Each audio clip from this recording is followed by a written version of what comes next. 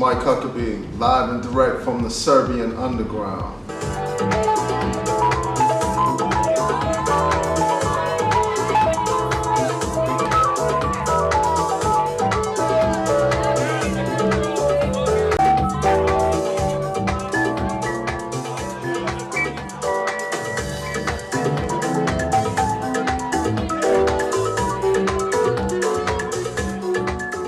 First time in Belgrade.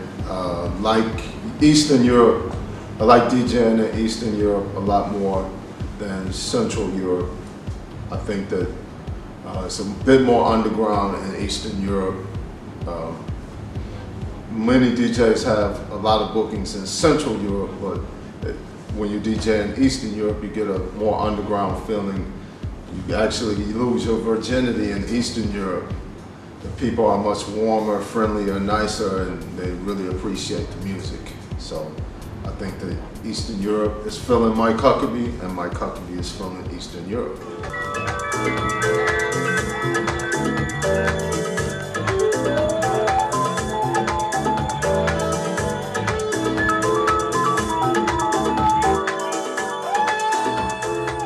I'm teaching Ableton and Reactor by Native Instruments at Youthville in Detroit. I have been doing so since 2006.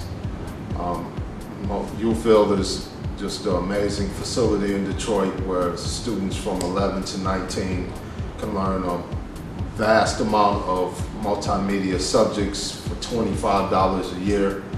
And there's some talented kids in the Detroit community that deserve a chance to hear their music, get out. Some kids just deserve a chance to see the rest of the world, and we have some students that have taken some classes, such as Kyle Hall, and we also now have a very talented young producer in my class right now. This kid is in the 7th grade making deep house, and you will see another rising young individual from Detroit pretty soon.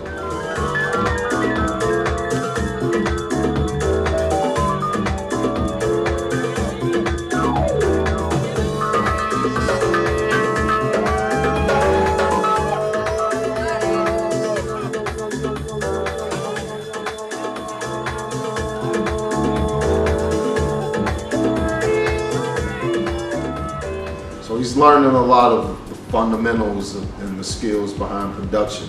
And what's really good about that at a young age is that he will be able to learn a lot of skills that he won't have to go back and learn at a later date in his production career. Because as musicians, we often are learning things and then we learn them the wrong way, and then we have to go back and start taking piano lessons and learning about music theory and learning about synthesizers and learning about mastering. We always have to go back and spend 6 to 7 years learning these skills. And the thing, what's really good about this kid is that he's young, he can learn a lot, and he'll learn these things that early on that will last him a lifetime. It's always the opposite of everything. Detroit DJs are more popular in Europe, and possibly not so as, I wouldn't say completely, but it's always a different draw for something different in your own town. So in Germany, some DJs are quite popular in Detroit, but in Detroit, DJs are popular in Berlin. So it's always a bit of a trade-off to some extent. And I find this quite the case most of the times.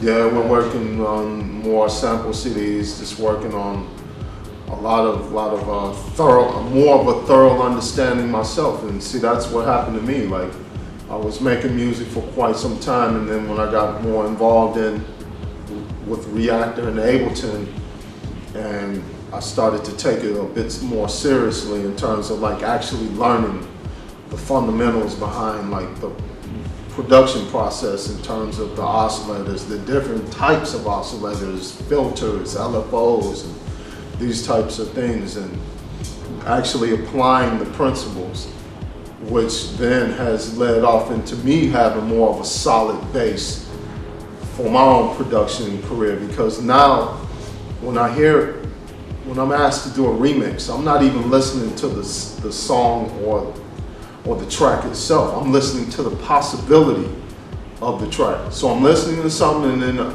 I'm discarding what I hear. I'm listening for the potential of what could take place from what this person has presented me, and not only so as that, but what would be a good combination or result of a track that could represent this artist. I look at the person I'm remixing as like a client, and that I'm here to represent them through the best efforts of my work.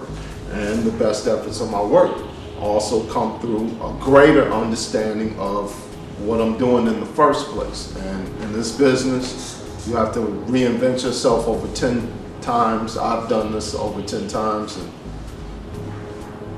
you know, this is what the way we make music today has changed. It's changed quite a bit.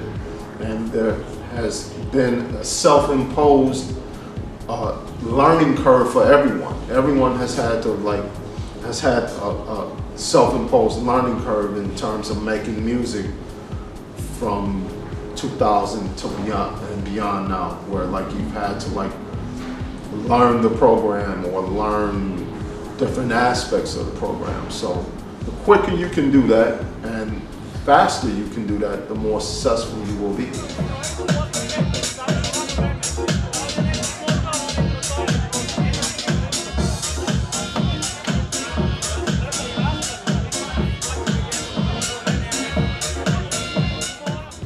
Greetings, this is Mike Huckaby coming to you live and direct from the Serbian underground.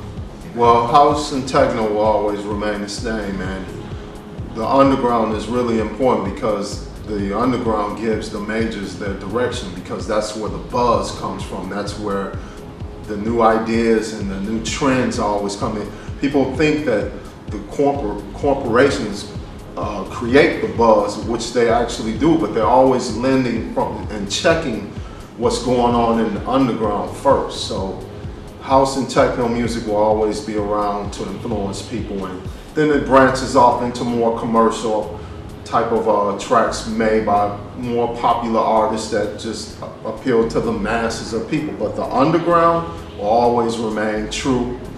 People like you yourself at the Wash will put on quality shows with quality DJs that you believe in, that you admire yourself, have been following and studying over the internet, and just doing your homework on these artists, doing your homework on the tracks. That stuff's not done anymore. No one is really doing much of their homework anymore. Many people are just showing up to clubs that will be packed anyway, or just a DJ that you may have heard a lot about but actually know a little about. Some people may not have ever heard of you, but since a reliable promoter is bringing this person, that is all they need to know. Most of the places that I'm playing, people are telling me more stuff about me than I even thought they even knew. They're asking me about U-Feel, they're asking me about records like from 10 to 15 years ago that I did, and how I did these tracks back then. And so this is what takes place in the underground. This doesn't take place in music that's so well embedded in society, such as commercial house, commercial techno, commercial trance, these types of things. So the underground is still always influencing and setting the trends.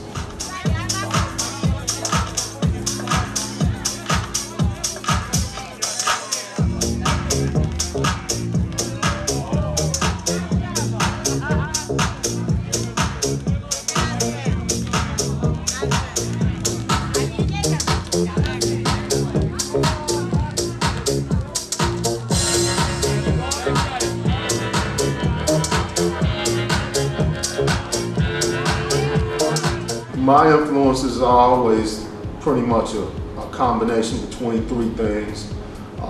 Classic Detroit techno, deep house, and jazz. So in jazz for me, it would be Sun Ra, Doug Karn, Lonnie Liston Smith, those type of guys. And techno, it would be like early Detroit techno, Derek, Juan, Kevin, Transmat, KMS, or Metroplex recordings.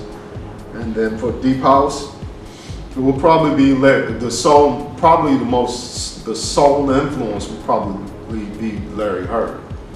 And then spreading off into like a lot of guys that I just basically respect highly these days. Because earlier on in your own production career, there would be guys that would be so high on a pedestal to you, and you know, you would just think that you would never get to that level, either production wise or DJ. And that's something that technology has all brought down into scope as well.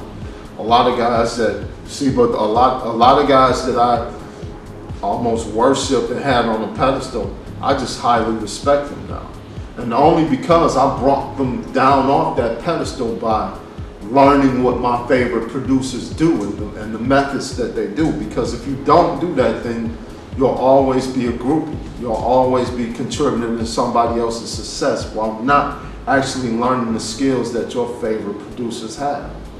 And you know, for me, that was what I had to do in Detroit. I had to break up a lot of groupie shit, because you got a lot of guys, you know, that love Blaze, that love Masters at Work, that love Louis Vega, and I do too. But at the end of the day, are you progressing and making the necessary moves to acquire the skills, the secrets, and the information that your favorite producers have that make them your favorite producers? And if you're not doing that, you're not reinventing yourself much at all.